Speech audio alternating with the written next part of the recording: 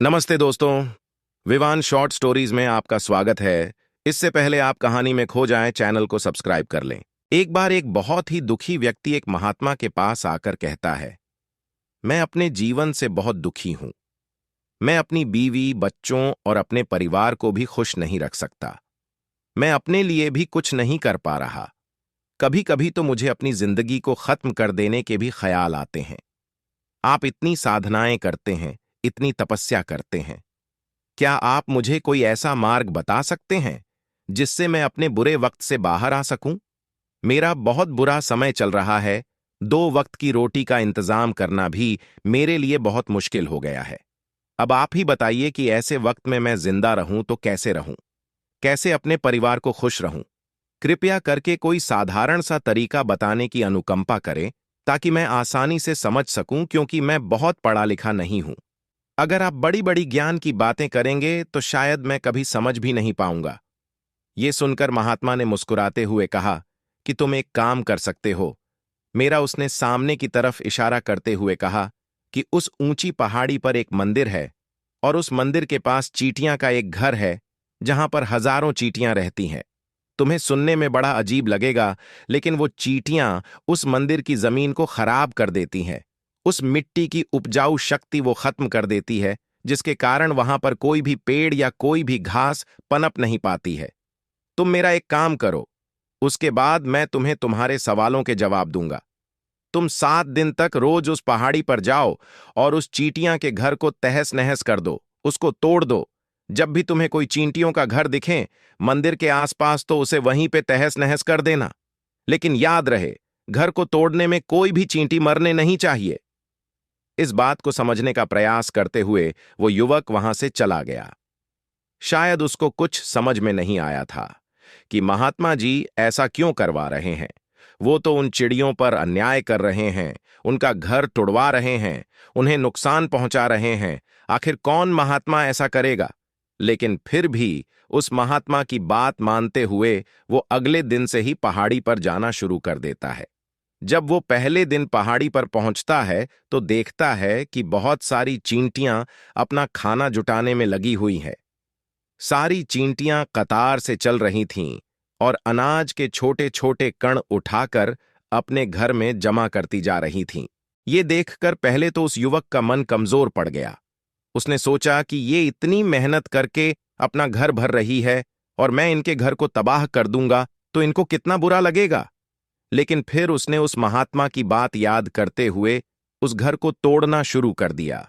जल्द ही चींटियों में हाहाकार मच गया। वो इधर उधर दौड़ने लगी। अभी तक जो कतार में चल रही थी अब वो बिखर गई और इधर उध अपनी जान बचाने के लिए भागने लगी।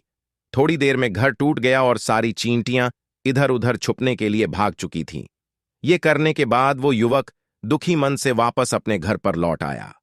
उसका मन परेशान था, दुखी था, पश्चाताप से भरा हुआ था। फिर उसने अपने बिस्तर में रात में लेटे लेटे ही सोचा कि अब तो उन चींटियों का घर तबाह हो चुका है।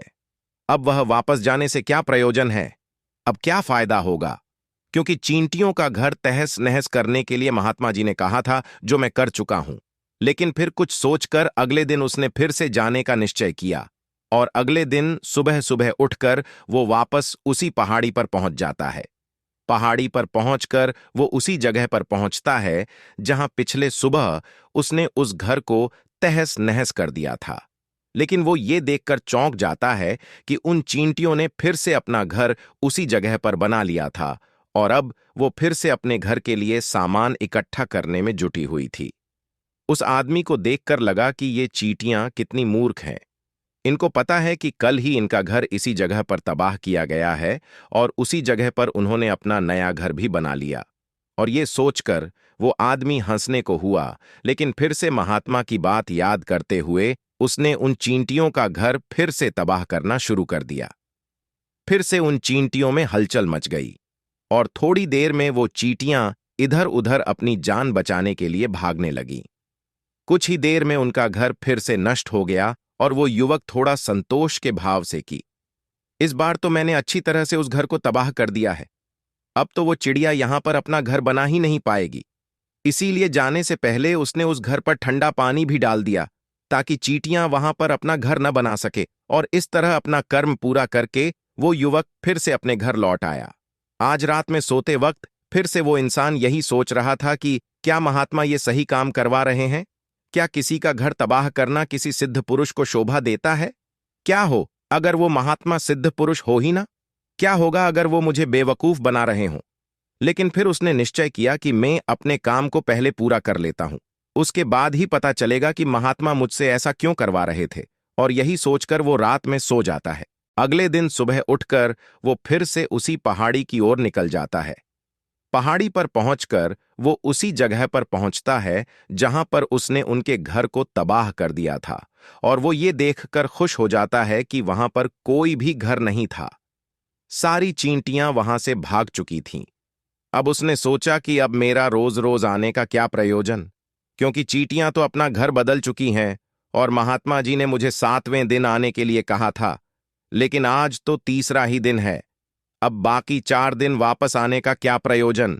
और यही सोचकर उसने निश्चय किया कि यहां से वो सीधा उसी महात्मा के पास जाएगा और उनको ये सारी खबर बता देगा।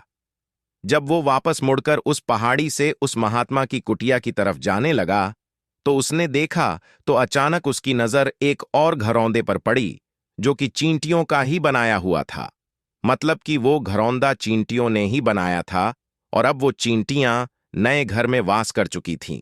ये नया घर उनके पुराने घर से थोड़ी ही दूरी पर था, और जब उसी युवक की नजर उस घरौंदे पर पड़ी तो उसने सोचा कि शायद महात्मा को पता था कि ये चींटियां अपना घर यहां से बदलकर किसी दूसरी जगह पर बना लेगी।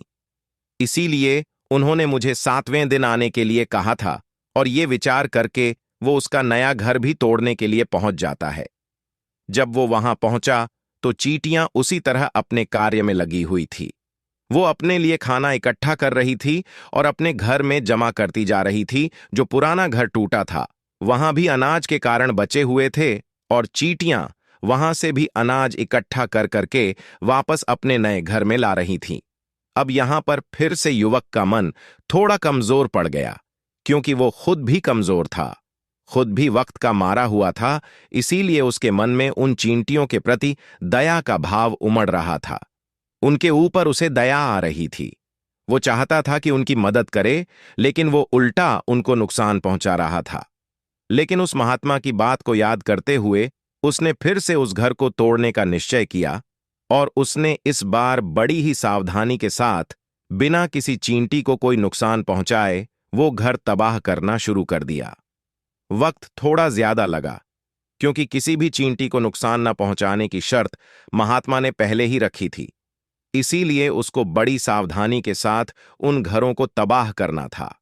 लेकिन आखिरकार उसने उस घर को भी तबाह कर दिया, और उस घर को तबाह करने के बाद वो बड़े ही दुखी मन से, इस बार वो पहले से भी ज्यादा दुखी था, क्योंकि उसने उनका नया घर भी तोड़ दिया था।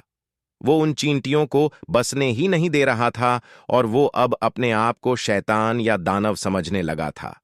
लेकिन फिर भी उस महात्मा की बात को मानते हुए वो अपने घर पर दुखी मन से वापस आ गया। रात में सोने से पहले एक बार उसने फिर से सोचा कि मैं कितना बड़ा शैतान हूं, कितना बड़ा दानव हूं। पुराना घर तो छोड़ो, मैं उन चींटियों को कहीं भी बसने के लिए कोई जगह ही नहीं दे रहा हूं। वो चींटियां मेरे बारे में क्या सोचती होंगी? वो कितना दुत्कारती होंगी उस परमात्मा को जो मेरे द्वारा ये काम करवा रहा है। लेकिन फिर भी उसने अगले दिन जाने का निश्चय किया, और अगले दिन सुबह सुबह वो फिर से वहां पर पहुंच गया। वो ये देखकर फिर से आश्चर्यचकित रह जाता है कि इस बार चींटियों ने एक और नई जगह पर अपना घर बना लिया था, तो पहले से भी ज्यादा ऊर्जा के साथ काम कर रही थी, और उन्होंने एक रात में पहले से भी बड़ा घर बना लिया था, और अब वो फिर से अपना अनाज और खाना इकट्ठा करने में जुटी हुई थी। ये देखकर उस आदमी को लगा कि ये चींटियां किस मिट्टी की बनी हुई हैं। मैं इनको बार बार यहां से भगाने की कोशिश कर रहा हूं, और ये वहीं पर अपना घर बना लेती है। क्या इनको पता नहीं है कि मैं इन्हें यहां पर कभी भी बसने नहीं दूंगा? ये चींटी है, दिखने में इतनी छोटी है, लेकिन फिर भी ये मुझसे हार नहीं मान रही है। बड़ी ताज्जुब की बात है। और इस बार उसने गुस्से में उस घर को तहस नहस करना शुरू कर दिया, लेकिन इस बार तहस नहस करते हुए कुछ चींटियां वहीं पर मर गईं। उसके पैरों तले कुचल दी गई। कुचलने के बाद जब वो अपने अहंकार से बाहर आया तो उसने देखा कि गुस्से में उसने उन चींटियों को कितनी क्षति पहुंचा दी है। उसका मन पश्चाताप से भर गया और वो रोता हुआ अपने घर की तरफ बढ़ गया। रात में सोते वक्त उसने सोचा कि मैं उन चींटियों पर बहुत ज्यादा अत्याचार कर रहा हूं, अब इससे ज्यादा अत्याचार मैं नहीं कर पाऊंगा। और यही सोचकर वो अगले दिन उन चींटियों के लिए अपने घर से थोड़ा आटा लेकर उसी पहाड़ी पर पहुंच जाता है। आज उसके मन में उन चींटियों के प्रति श्रद्धा का भाव था, दया का भाव था। आज वो उनकी मदद करना चाहता था। और जब वो वहां पर पहुंचा, चींटियां फिर से अपने नए घर को बनाने में जुटी हुई थीं। उसने बड़ी ही करुणा के साथ उन चींटियों को अपना लाया हुआ आटा खिलाया और अगले 3 दिनों तक वो ऐसा ही करता रहा। वो रोज सुबह जाता और उन चींटियों को अपने हाथों से आटा खिलाता। 7 दिन के बाद वो युवक उस महात्मा के पास पहुंचकर हाथ जोड़कर बोलता है कि हे महात्मा जी, मुझे माफ कर देना। मैंने उन चींटियों का घर तबाह करने के लिए बहुत कोशिश की। मैंने उनका घर तबाह किया भी, एक बार नहीं 4-4 बार मैंने उनका घर तोड़ा। उसके बाद मैं हिम्मत नहीं कर पाया, उनके घर को नहीं तोड़ पाया। मैं समझ सकता हूं कि मैंने आपका काम पूरा नहीं किया और इसके बदले आप मुझे वो तरीके भी नहीं बताएंगे जो कि मुझे मेरे बुरे समय से बाहर निकाल सकते हैं। लेकिन मुझे इसका कोई खेद नहीं है। मुझे लगता है कि मैंने जो किया वो सही किया, इसीलिए मैं आपसे आज्ञा लेकर वापस जा रहा हूं। कृपया मुझे वापस अपने घर जाने की आज्ञा दीजिए। ये सुनकर महात्मा ने मुस्कुराते हुए कहा कि अरे बेटा, कहां चल दिए, रुको तो सही, जलपान तो कर लो, थोड़ी देर ठहर जाओ, उसके बाद चले जाना। और ये कहकर वो महात्मा उस युवक के लिए पानी लेकर आते हैं। पानी पिलाने के बाद महात्मा उस युवक से पूछते हैं कि तुम मुझे ये बताओ कि आखिर तुम उन चींटियों का घर तबाह क्यों नहीं कर सके? वो चींटियां तो छोटी छोटी हैं और तुम इतने विशालकाय हो, फिर भी तुम उन छोटी छोटी चींटियों का घर तबाह नहीं कर पाए। कहां है तुम्हारी शक्ति, तुम्हारा बाहुबल? इसका जवाब देते हुए उस युवक ने कहा कि हे महात्मा, मैंने उन चींटियों का घर तबाह कर दिया था, बार बार किया था। एक बार तो अपने गुस्से में उन चींटियों को भी मैंने हानि पहुंचा दी थी, लेकिन जिस दिन मैंने उनको हानि पहुंचाई, उसी दिन मेरे को लगा कि मैं इनको क्यों हानि पहुंचा रहा हूं, क्यों इनको इतनी तकलीफ दे रहा हूं, और उसी दिन से मैंने उनको क्षति पहुंचाने की बजाय, नुकसान पहुंचाने की बजाय उनकी सहायता करनी शुरू कर दी। ये सुनकर उस महात्मा ने कहा कि यही तो सीखने की बात है। एक छोटी सी चींटी हमें जीवन का संदेश दे जाती है। मैंने तुम्हें उन चींटियों का घर तबाह करने के लिए नहीं भेजा था, मैंने तुम्हें भेजा था ताकि तुम उन चींटियों से कुछ सीख ले सको। तुम्हें क्या सीख मिली, उन चींटियों से क्या मुझे बता सकते हो? ये सुनकर उस युवक ने पूरी कहानी बयां कर दी। पूरी कहानी सुनने के बाद महात्मा ने मुस्कुराते हुए कहा कि बेटा, पहली सीख जो इन चींटियों से लेने की थी वो ये थी कि तुमने कितनी ही बार उनके घर को तोड़ने की कोशिश की, कितनी ही बार प्रयास किया कि उनका घर तबाह हो जाए, लेकिन वो हर बार अपना नया घर बना लेती थी। उन्होंने कभी भी हार नहीं मानी। अगर वो हार मान लेती तो वो चींटियां तुम्हें वहां पर नहीं मिलती। जीवन कार्यशीलता का नाम है, कर्मशीलता का नाम है। लेकिन हम मनुष्य 1-2 बार हार मिलने पर ही टूट जाते हैं, हताश हो जाते हैं और फिर जीवन में प्रयास ही नहीं करते। और कुछ लोग तो अपनी जिंदगी को खत्म करने पर उतारू हो जाते हैं। लेकिन जानवरों में तुमने एक बात देखी होगी कि वो अपना जीवन खुद से, स्वयं से कभी खत्म कर ही नहीं सकते हैं। तुमने कभी नहीं सुना होगा कि किसी जानवर ने आत्महत्या कर ली, चाहे वो जानवर कितना ही भूखा क्यों ना हो, कितना ही दुखी क्यों ना हो, लेकिन वह अपने जीवन के लिए हमेशा संघर्ष करता रहता है। लेकिन वहीं पर दूसरी तरफ हम मनुष्य 1-2 बार हताश होने पर ही अपना जीवन खत्म कर लेते हैं। जीवन तो कर्मशीलता है, कर्म करने का नाम है। जीवन और मृत्यु आखिरी विश्राम है, परम विश्राम है। इसीलिए मृत्यु से पहले कर्म करना कभी मत छोड़ना, क्योंकि मृत्यु के बाद तो तुम परम विश्राम में चले ही जाओगे। तो उससे पहले कर्म करना क्यों छोड़ रहे हो, क्यों हताश हो रहे हो? अगर तुम्हारा एक घर टूट गया है तो दूसरा घर बनाने का प्रयास करो, कोशिश करो, और कोशिश करने वालों की कभी हार नहीं होती। ये तुम उन चींटियों से देख चुके हो देखने में तुमसे कितनी छोटी है वो चींटियां, और तुम इतने बड़े हो, लेकिन उनका मन तुम्हारे मन से इतना बड़ा है, इतना विशाल है, इतना दृढ़ संकल्प ही है कि इतनी बार घर टूटने पर भी उन चींटियों ने कभी हार नहीं मानी। दूसरी सीखी यहां से लेने की थी, वो ये थी कि जब भी हमारे ऊपर बुरा समय आता है, हमें लगता है कि ये समय कभी नहीं जाएगा, ये समय मेरे जीवन को बर्बाद कर देगा, मुझे कभी नहीं जीने देगा, और अपने इन्हीं ख्यालों से, अपने इन्हीं विचारों से, जिनका असलियत में कोई भी अस्तित्व नहीं है, वो सिर्फ विचार है, और वही विचार हमारे मन को दुखी कर देते हैं, और इसीलिए हम प्रयास करना भी छोड़ देते हैं। लेकिन तुम खुद सोचो कि बार बार प्रकृति हमें क्षति पहुंचाएगी, नुकसान पहुंचाएगी, लेकिन कब तक पहुंचाएगी? अगर हम बार बार फिर से उठ के फिर से नया प्रयास करते रहेंगे, तो प्रकृति भी हमारे सामने घुटने टेक देगी, और वो भी एक दिन हमारे ऊपर दयावान हो जाएगी, कृपालु हो जाएगी, और वो हमें सब कुछ देने लगेगी जिसकी हमने कभी कामना की थी। तुमने खुद देखा कि तुम उन चींटियों को तबाह करने के लिए पहुंचे थे, लेकिन बाद में तुम ही उन चिड़ियों को अनाज और आटा देने लगे। तुम ही उन पर कृपालु हो गए। क्यों हुए? क्योंकि तुमने देखा कि वो चींटियां हार ही नहीं मान रही हैं। इसी तरह अगर तुम भी अपने जीवन में कभी हार नहीं मानोगे, तो एक ना एक दिन ये प्रकृति तुम्हें वो सब कुछ देगी जो तुम अपने जीवन में पाना चाहते थे।